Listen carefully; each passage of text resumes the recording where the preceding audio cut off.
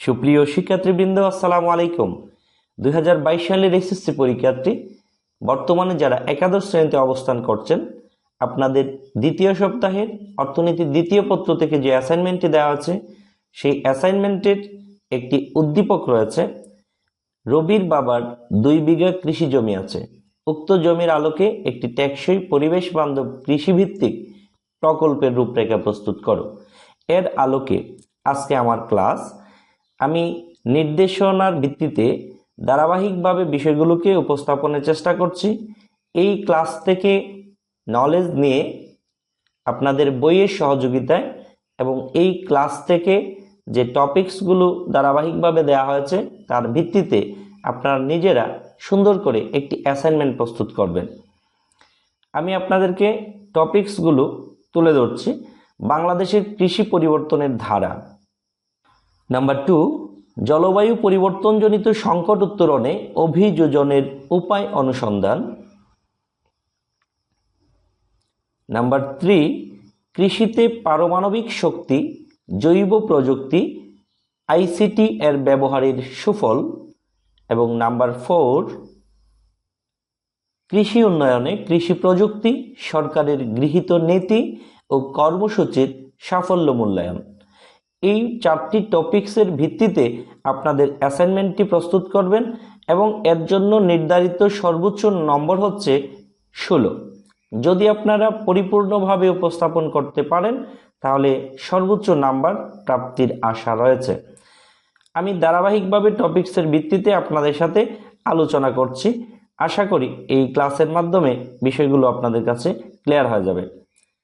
Number 1, বাংলাদেশের কৃষি পরিবর্তনের ধারা। বাংলাদেশ বিশ্বের 8ম জনবহুল দেশ।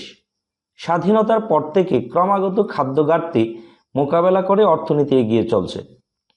একদিকে বন্যা, খরা, অতিবৃষ্টি, জলোচ্ছ্বাস ইত্যাদি প্রাকৃতিক দুর্যোগে কৃষি উৎপাদন হ্রাস, অন্যদিকে জনসংখ্যা বৃদ্ধির উচ্চ হার, অবকাঠামোগত স্থাপনা ও শিল্প কারখানা প্রতিষ্ঠা ও বিভিন্ন উন্নয়ন কর্মকাণ্ডের জন্য কৃষি জমির ব্যবহার ইত্যাদি কারণে বাংলাদেশের কৃষিতে ধীরে ধীরে গুণগত পরিবর্তনের ধারা সূচিত হচ্ছে।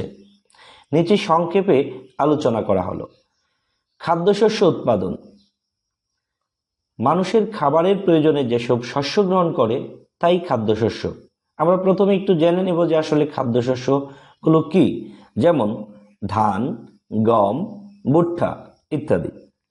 বাংলাদেশ অর্থনৈতিক সমীক্ষার হিসাব অনুযায়ী 2017-18 অর্থ বছরের খাদ্যশস্য উৎপাদনের তথ্য নিম্নে সারণীতে দেখানো হলো। আমি আপনাদের যে সারণটি উপস্থাপন করছি এটি 2017-18 অর্থ বছরের পরিসংখ্যান। আপনাদের বইতে এই পরিসংখ্যানটি আছে, আপনারা আপনাদের বই থেকে এই তথ্যটিকে উপস্থাপন করতে পারেন। গবাদি পশু, হাঁস মুরগি প্রতিপালন। বাংলাদেশের ক্রমবর্ধমান জনসাধারণের প্রোটিনের চাহিদা পূরণের লক্ষ্যে গবাদি পশু, হাঁস মুরগি, দুধ, মাছ ইত্যাদি উৎপাদনে আত্মনির্ভরশীলতা অর্জনে সরকার বিভিন্ন উদ্যোগ ও পরিকল্পনা গ্রহণ করেছে।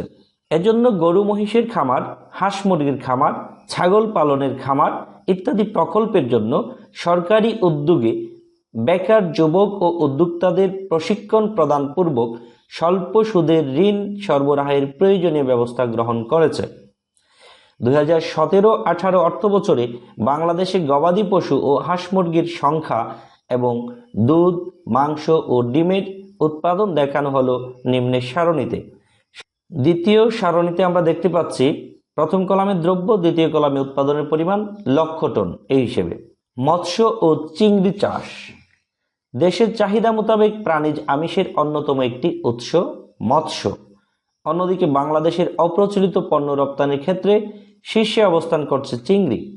চিংড়িকে বলা হয় হোয়াইট গোল্ড বা সাদা সোনা। চিংড়ি রপ্তানি থেকে সরকার প্রচুর বৈদেশিক মুদ্রা আয় করছে।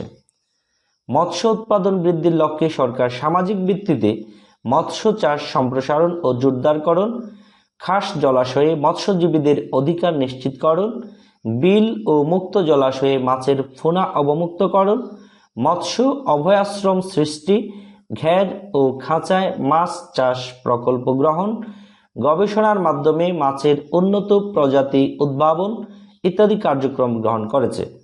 এসবের ফলে মৎস্য অধিদপ্তরের প্রাক্কলিত হিসাব অনুযায়ী 2017-18 অর্থ বছরে 0.48 লক্ষ মেট্রিক টন মৎস্য ও মৎস্যজাত পণ্য রপ্তানি করে 3184.12 কোটি টাকার বৈদেশিক মুদ্রা অর্জিত হয়েছে।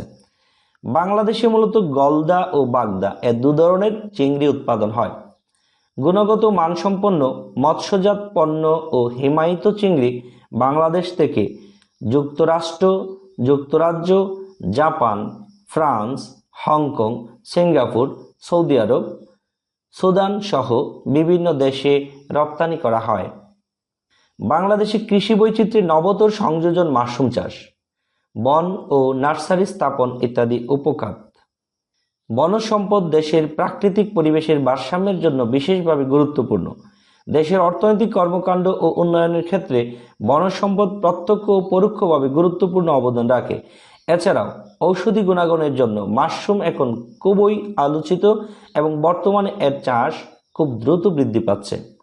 সরকারি উদ্যোগে সাভারে মাশরুম গবেষণা কেন্দ্র প্রতিষ্ঠা করা হয়েছে এবং কৃষি অধিদপ্তর হাতে কলমে মাশরুম চাষের প্রশিক্ষণ দিচ্ছে ও বীজ সরবরাহ করছে। বন ও নার্সারি স্থাপন। একটি দেশের প্রাকৃতিক ভারসাম্যের জন্য দেশের মোট বনভূমির 25% বনভূমি থাকা প্রয়োজন। সেখানে বাংলাদেশে বনভূমি রয়েছে 17.62%। যদিও বাংলাদেশে প্রয়োজনের তুলনায় বনভূমি যথেষ্ট কম, তবু সুন্দরবনের বিস্তৃত বনাঞ্চল ও অন্যান্য এলাকার বনভূমি এদেশের আবহাওয়া সংরক্ষণ, কৃষি, শিল্প, পরিবহন ও জনগণের দৈনন্দিন জীবনে মূল্যবান অবদান রাখে। বৃক্ষরোপণ বর্তমানে দেশে একটি সামাজিক আন্দোলনের রূপ নিয়েছে এবং দেশে সরকারি বেসরকারি উদ্যোগে বহু নার্সারি স্থাপন করা হয়েছে। এবার আসি দ্বিতীয় টপিকস, জলবায়ু পরিবর্তনজনিত সংকট উত্তরণে অভিযোজনের উপায় অনুসন্ধান। বৈশ্বিক উষ্ণতা বৃদ্ধি ও জলবায়ু পরিবর্তনজনিত কারণে বাংলাদেশের কৃষিতে পরিবেশ দূষণ ঘটছে। এটি এদেশের কৃষি উন্নয়নের পথে হুমকি স্বরূপ। এ সমস্যা থেকে তাই উত্তরণ প্রয়োজন। তবে এ সমস্যার সরাসরি সমাধান সম্ভব না হয় পরিবেশ দূষণের তীব্রতা হ্রাস এবং অধিক দূষণ রোধকল্পে বিভিন্ন ব্যবস্থা গ্রহণ করা প্রয়োজন। অন্য কথায় অভিযোজনের মাধ্যমে সৃষ্ট সমস্যা মোকাবেলা করা দরকার। জলবায়ু পরিবর্তনে অভিযোজন বিষয়টি বাংলাদেশের জন্য অতীব জরুরি বিষয়। অভিযোজন বিষয়টি পরিবর্তিত পরিস্থিতির সাথে খাপ খাইয়ে চলাকে বোঝায়, অর্থাৎ জলবায়ু পরিবর্তনের পরিবর্তিত পরিবেশের সাথে তাল মিলিয়ে চলা অথবা যেসব পদক্ষেপ গ্রহণের ফলে পরিবেশ পরিবর্তনের ক্ষতিকারক প্রভাব কাটিয়ে ওঠা সহজ হয় তাকে অভিযোজন বলে। যেমন সমুদ্রপৃষ্ঠের উচ্চতা বাড়তে থাকলে উপকূল বরাবর বাঁধ নির্মাণ অথবা বন্যা কিংবা খরা সহ্য করতে পারে এমন ধরনের ধান চাষ করা। বাংলাদেশে জলবায়ু পরিবর্তনের ঝুঁকি মোকাবেলা করতে 7টি ধাপের একটি প্রক্রিয়া ধারণা দেওয়া যায়, যথা জলবায়ু ঝুঁকি নিরূপণ, গুরুত্ব নির্ধারণ ও পরিকল্পনা গ্রহণ, সচেতনতা বৃদ্ধি, সকলের সাথে সম্পর্ক বৃদ্ধি, জলবায়ু পরিবর্তনের বিপন্নতাগুলো সবার কাছে তুলে ধরা, অভিজ্ঞতা ও তথ্য বিনিময়, জলবায়ু পরিবর্তনের বৈশ্বিক দায়িত্ব, প্রয়োজনীয় নীতি নির্ধারণ ও আইন প্রণয়ন এবং বিভিন্ন কার্যকর ব্যবস্থা গ্রহণের মাধ্যমে পরিবেশের সাথে অভিযোজন সম্ভব। পরিবেশ দূষণের সাথে অভিযোজনের জন্য সরকার ইতিমধ্যে নীতি নির্ধারণ ও কয়েকটি আইন প্রণয়ন করেছে। এগুলোর মধ্যে জাতীয় পরিবেশ নীতি 1992, জাতীয় পরিবেশ অ্যাকশন প্ল্যান 1992, বন নীতি 1994, বনায়ন মাস্টার প্ল্যান 1993 থেকে 2012 ইত্যাদি প্রধান। উল্লেখযোগ্য আইনের মধ্যে মৎস্য সংরক্ষণ আইন 1950, সামুদ্রিক অধ্যাদেশ 1983, বাংলাদেশ বন্য প্রাণী সংরক্ষণ আদেশ 1973, ইট পুরানোর আইন 1989 উল্লেখযোগ্য। এসব আইন বিভিন্নভাবে কৃষিতেও পরিবেশ দূষণ রোধে সহায়ক। কৃষিতে পরিবেশ দূষণের সাথে অভিযোজনের জন্য আরও কিছু কার্যকর ব্যবস্থা ও কৌশল অবলম্বন করা যেতে পারে। আপনাদের বইয়ের আলোকে বই থেকে আপনারা এই বিষয়টাকে আরেকটু বিস্তারিত লেখার চেষ্টা করবেন। এবার আসি তৃতীয় নির্দেশক, কৃষিতে পারমাণবিক শক্তি, জৈব প্রযুক্তি, আইসিটি এর ব্যবহারের সুফল। আমরা বর্তমানে আইসিটির ব্যাপক প্রভাব লক্ষ্য করতে পারছি। পারমাণবিক শক্তি, জৈব প্রযুক্তি এগুলো কৃষিতে যেভাবে এর সুফল নিয়ে আসছে, এই বিষয়গুলোকে আপনারা ধারাবাহিকভাবে লেখার চেষ্টা করবেন। প্রথমে আসি কৃষিতে পারমাণবিক শক্তি কি। কৃষিতে পারমাণবিক শক্তি, কৃষিক্ষেত্রে পারমাণবিক শক্তি বিকিরণকে নিয়ন্ত্রিত উপায়ে কাজে লাগানোই হলো পারমাণবিক কৃষি শক্তি। সুনির্দিষ্টভাবে বলতে গেলে পারমাণবিক প্রযুক্তির অধীনে তেজস্ক্রিয় আইসোটোপ ব্যবহারের মাধ্যমে উদ্ভিদ ও প্রাণীর গুণগত, পরিমাণগত বা রূপগত পরিবর্তনকে কৃষিতে পারমাণবিক শক্তি বলে পরিচিত। এর ফলে ফসলের উৎপাদনের বিভিন্ন সফলতা পাওয়া যাচ্ছে, যেমন বীজ সংরক্ষণ, রোগ প্রতিরোধী গাছ উদ্ভাবন, উন্নত জাত উদ্ভাবন, পানি ও সারের সুষ্ঠু ব্যবহার নিশ্চিতকরণ, ফসলের উৎপাদন বৃদ্ধি ইত্যাদি। এবার আসি বায়োটেকনোলজি পদ্ধতি। এই বায়োটেকনোলজি পদ্ধতি কি? জৈব প্রযুক্তি উদ্ভিদ, প্রাণী এবং অণুজীবের পরিমিত রূপান্তর ও মান উন্নীতকরণে যে বৈজ্ঞানিক কলাকৌশল ব্যবহার করা হয় তাই হলো বায়োটেকনোলজি পদ্ধতি বা জৈব প্রযুক্তি। এ প্রযুক্তির সাহায্যে বিদ্যমান উদ্ভিদ ও প্রাণী থেকে উন্নততর ও অধিক উৎপাদনক্ষম ধরনের উদ্ভিদ উৎপাদন ও প্রাণীর প্রজনন সম্ভব হয়। কৃষিক্ষেত্রে আইসিটির ব্যবহার।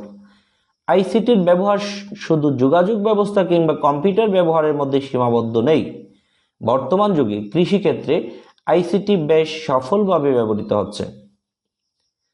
যেমন বন্যা, খরা, প্লাবন, ঘূর্ণিঝড়, ভূমিকম্প, জলোচ্ছ্বাস প্রভৃতি প্রাকৃতিক দুর্যোগের প্রকৃতি ও ভয়াবহতা সম্পর্কে পূর্বাভাস পেতে পারে। ফসলের বিভিন্ন শ্রেণীর বৈশিষ্ট্য, কৃষি উপকরণ, নতুন প্রজাতির শস্য উদ্ভাবনের সব তথ্য উপাত্ত সংরক্ষণ এবং প্রয়োজনে এসব তথ্য কৃষকদের প্রদান করা যেতে পারে। বিভিন্ন অঞ্চলের মাটির গুণাগুণ, কোন অঞ্চলে কোন ফসল ভালো হতে পারে, বিভিন্ন ফসলের বিভিন্ন রোগবালাই, এদের প্রতিকার ইত্যাদি সম্পর্কে জানতে সাহায্য করে। কৃষির উৎপাদনশীলতা বৃদ্ধির বিভিন্ন উপায়, সার, কীটনাশক, সেচ যন্ত্র, ট্রাক্টর, উন্নত বীজ, চারা সম্পর্কে এবং এদের প্রয়োগবিধি ও সুবিধা অসুবিধা সম্পর্কে জ্ঞান অর্জন সম্ভব হয়। কৃষি বিপণন বিষয়ক বিভিন্ন তথ্য আদান প্রদান সহজ হয়। বলা যেতে পারে অতি সম্প্রতি বাংলাদেশের কৃষি যে অসাধারণ উন্নতি ঘটেছে তার মূলে রয়েছে কৃষিক্ষেত্রে তথ্য ও যোগাযোগ প্রযুক্তির ব্যবহার। প্রিয় শিক্ষার্থীবৃন্দ, এবার আসি চতুর্থ টপিকস, অর্থাৎ চতুর্থ নির্দেশনায় যে টপিকসটি আপনাদের দেওয়া আছে, কৃষি উন্নয়নে কৃষি প্রযুক্তি, সরকারি গৃহীত নীতি ও কর্মসূচির সাফল্য মূল্যায়ন। কৃষির টেকসই উন্নয়নের জন্য সরকারি প্রতিষ্ঠানগুলোতে অনেক তথ্য প্রযুক্তি রয়েছে। এসব তথ্য প্রযুক্তি কৃষকের ব্যবহার উপযোগী ও সহজবোধ্য করে স্বল্প সময়ের মধ্যে তাদের দোরগোড়ায় পৌঁছে দিতে পারায় উৎপাদন বৃদ্ধির পাশাপাশি কৃষকের আর্থসামাজিক ও অর্থনৈতিক অবস্থার ব্যাপক উন্নতি ঘটেছে। ফলে জীবনযাত্রার মান বাড়ছে। সারা দেশে কৃষি সম্প্রসারণ অধিদপ্তরে 13,000 কৃষিকর্মী আছেন, আর কৃষি পরিবার রয়েছে 1,62,00,000। এই বিপুল সংখ্যক কৃষি পরিবারের মধ্যে আধুনিক লাক্সই প্রযুক্তি পৌঁছে দিতে সরকার নিরলস কাজ করে যাচ্ছে। জলবায়ু পরিবর্তনজনিত ঝুঁকি মোকাবেলা ও অভিযোজন কর্মসূচি ত্বরান্বিত করার উদ্দেশ্যে সরকার নিজস্ব তহবিলের মাধ্যমে বিভিন্ন পরিকল্পনা বাস্তবায়ন করছে। বাংলাদেশে কৃষিক্ষেত্রে জলবায়ু পরিবর্তনের বিরূপ প্রভাব মোকাবেলার জন্য গৃহীত উল্লেখযোগ্য পদক্ষেপগুলো হলো: পরিবর্তিত জলবায়ু উপযোগী ধান ভিত্তিক প্রযুক্তি উদ্ভাবন ও সম্প্রসারণ প্রকল্প, জামালপুর ও শেরপুর জেলার চর এলাকার নাজুক কৃষকদের খাদ্য নিরাপত্তা ও খামারের উৎপাদন বৃদ্ধি প্রকল্প, জলবায়ু পরিবর্তনের চরম হুমকির মুখে প্রতিকূল পরিবেশে অবস্থানকারী নারী ও শিশুর জন্য সুপেয় পানি সরবরাহ ও সামাজিক সুরক্ষাকরণ প্রকল্প, জলাভূমি, বন পুনরুদ্ধার ও জীববৈচিত্র্য সংরক্ষণ প্রকল্প, উপকূলীয় এলাকায় বনায়ন প্রকল্প, মাল্টিপারপাস সাইক্লোন সেন্টার নির্মাণ প্রকল্প ইত্যাদি। উপরিক্ত গৃহীত কর্মসূচির আলোকে আমরা বলতে পারি, সরকারের এসব উদ্যোগের ফলে জলবায়ু পরিবর্তনজনিত নানা সমস্যার সমাধান ঘটছে। সরকারের বিভিন্ন উদ্যোগে জনগণের সার্বিক সহযোগিতায় ভবিষ্যতে সকল প্রকার সমাধানের পথ সুগম হবে ইনশাল্লাহ। প্রিয় শিক্ষার্থীবৃন্দ, এই ছিল দ্বিতীয় সপ্তাহের অর্থনীতির দ্বিতীয় পত্র থেকে আপনাদের দ্বিতীয় অ্যাসাইনমেন্ট। আপনারা সুন্দর একটি অ্যাসাইনমেন্ট প্রস্তুত করবেন, এই হচ্ছে আমার প্রত্যাশা। সবাই ভালো থাকুন, সুস্থ থাকুন, নিরাপদে থাকুন। আল্লাহ হাফেজ।